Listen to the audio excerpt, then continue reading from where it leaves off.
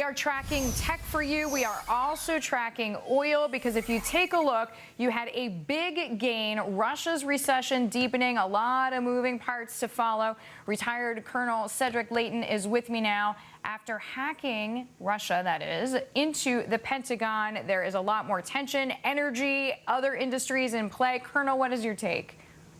Well, Deidre, it's one of those situations where not only are you going to get into a possible increase in hacking activity by Russians and others, but you're also looking at a huge demographic issue with the Russians. They have some significant issues with their population, their failure to grow their population, their failure to attract immigrants, and their failure to also stem the tide of people leaving Russia. So you're going to have a major significant issue for the political stability of the country, and I think we'll see that as a way of lashing out. You'll find that there's going to be hacking. You'll find that there are going to be some other issues that they're going to be doing, and that's going to create some significant problems for anybody who's trying to do business in Russia. So, Colonel, at one point, I don't know if this is true because it was on a blog and an unchecked one, but it seemed as if Putin quite simply just fired the person and his entire team who told him that oil prices were in general going lower. In other words, they were saying, listen, you cannot keep building a budget around $80, $90 barrel. It's going down to 50, and he just fired the whole group.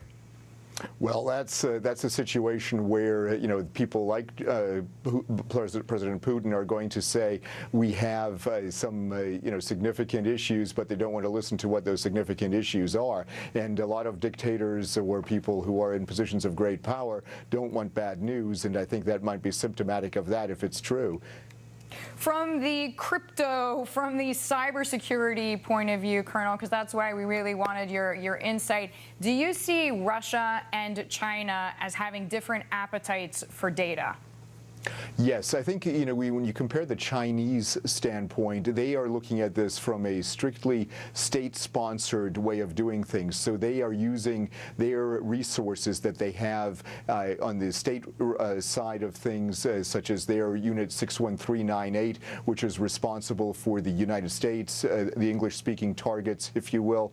They will use those units to go after cyber targets in the English-speaking world. The Russians have been using this from a much more economic standpoint. They've been going in and they've been going through things that are more economically related. However, there's going to be a change in that because the Russians too have a vested interest in going after cyber targets that the state deems to be important. And those cyber targets are going to include U.S. institutions. They're going to include all of the banks. They're going to include also the governmental structures. So in addition to worrying about the Chinese, who of course were implicated in the OPM, the Office of Personnel Management hack, we're also going to see the Russians doing similar things, and we can expect that activity to increase in the next year or two. All right, makes all the sense in the world. Thank you so much, Colonel Cedric Leighton, joining us there.